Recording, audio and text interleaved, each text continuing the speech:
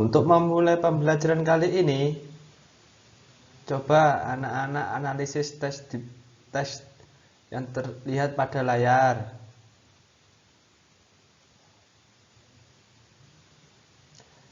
Di sini ada teks yang berjudul Rumah Tempat Berlindung. Setiap orang wajib melindungi dirinya dari bahaya. Salah satu tempat berlindung adalah tempat tinggal. Setiap orang berhak mendapatkan tempat tinggal. Tempat tinggal biasanya berbentuk rumah. Rumah memiliki bentuk yang berbeda-beda, tetapi manfaatnya sama. Rumah merupakan tempat berlindung dan beristirahat. Rumah juga tempat berkumpul bersama keluarga. Kita tidur, mandi, makan, dan melepas lelah di rumah. Kita juga belajar banyak hal di rumah. Udin dan Mutiara mengeluhkan rumah mereka yang bocor. Ibu menasehati mereka agar bersyukur atas semua yang dimiliki. Ibu menyarankan mereka agar melihat orang-orang yang lebih susah. Banyak anak yang tidak memiliki rumah. Banyak anak yang tetap bahagia meski rumahnya banjir. Dengan bersyukur, hati akan senang. Nah, setelah menganalisis teks yang berjudul Rumah Tempat Berlindung, coba anak-anak carilah kalimat saran. Saran untuk Udin dan Mutiara. Sebelum mencari kalimat saran, kalian harus mencari kalimat masalahnya. Di sini kalimat masalahnya adalah Udin dan Mutiara mengeluhkan rumah mereka yang bocor.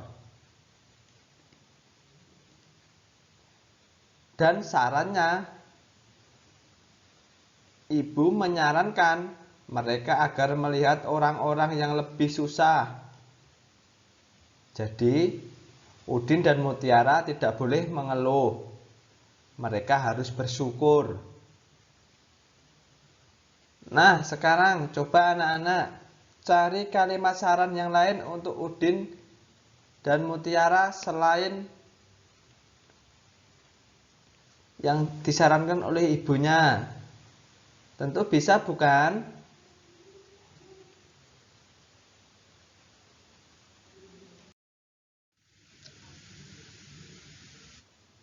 Setelah selesai membuat saran untuk Udin dan Mutiara, Pak Guru mau tanya, kalian kalau di rumah bersih-bersih tidak? Kalau rumahnya kotor, ya kalian harus bersih-bersih.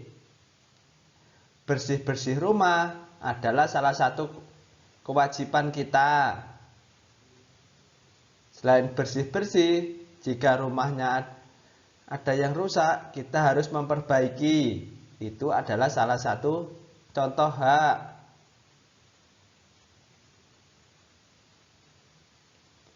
Nah, sekarang coba anak-anak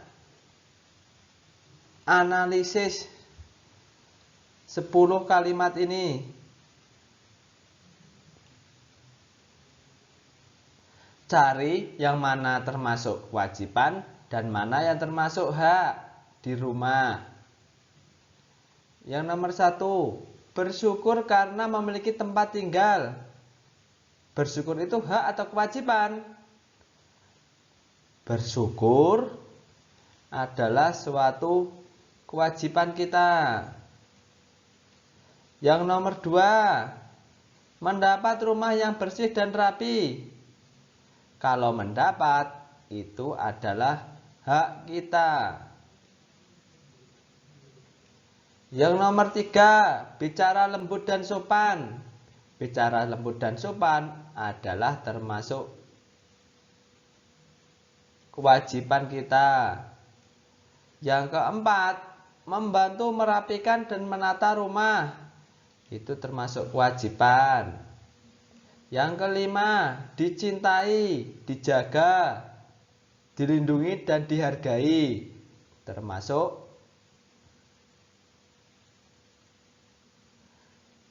hak kita di rumah. Saling mencintai, menjaga, melindungi, dan menghargai adalah kewajiban kita. Yang ketujuh, diperlakukan dengan lembut dan sopan. Hak kita, saling menolong dan memaafkan, kewajiban kita. Yang kesembilan, mendapat tempat tinggal adalah hak kita. Yang terakhir, menjaga kebersihan dan kerapian rumah, termasuk kewajiban kita. Nah, dari 10 kewajiban dan hak kita di rumah, mungkin anak-anak bisa menyebutkan hak dan kewajiban di rumah selain 10 yang tadi.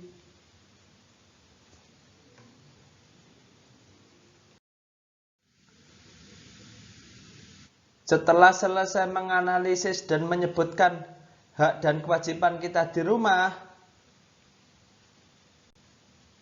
coba anak-anak amati video berikut ini. Ayo kita berlatih penjumlahan bilangan cacah. Di sini ada angka 436. Jika diuraikan, 400 ditambah 30 ditambah 6.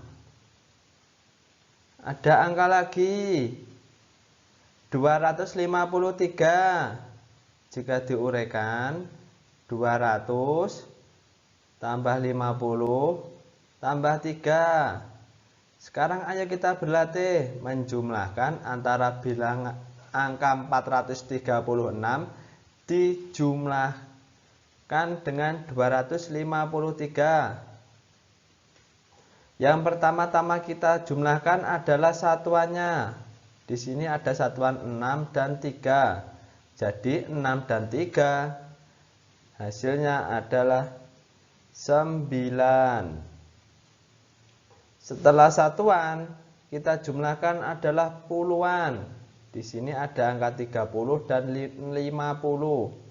30 ditambah 50 hasilnya 80. Setelah puluhan yang kita lihat adalah ratusan.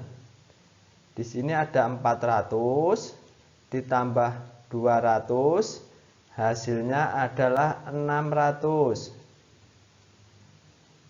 Dari hasil di bawah ini kita jumlahkan 600 ditambah 80 ditambah 9 hasilnya adalah 689. Jadi penjumlahan 436 ditambah 253 hasilnya adalah 689. Jika ada soal yang diketahui hasilnya, di sini ada angka 689. Kira-kira penjumlahnya berapa? Ya, penjumlahnya kita lihat atasnya tadi, 436 ditambah 253. Hasilnya adalah 689.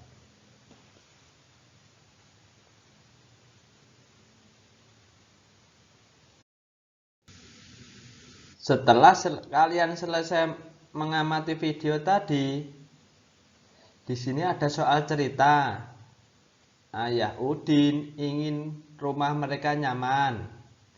Ia berencana merapikan pagar rumah mereka. Ayah Udin membutuhkan 980 batu bata. Ia memiliki beberapa batu bata di rumah. Ayah membeli kekurangannya di toko bangunan. Berapa batu bata yang mungkin Ayah Udin miliki dan berapa yang harus dibeli? Coba anak-anak carilah berapa batu bata yang mungkin ayah miliki dan berapa yang harus dibeli.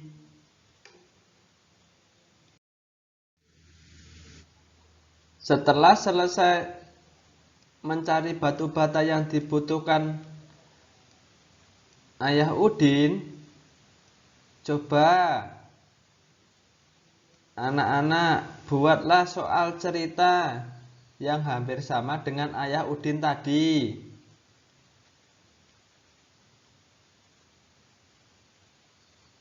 Tentu bisa bukan?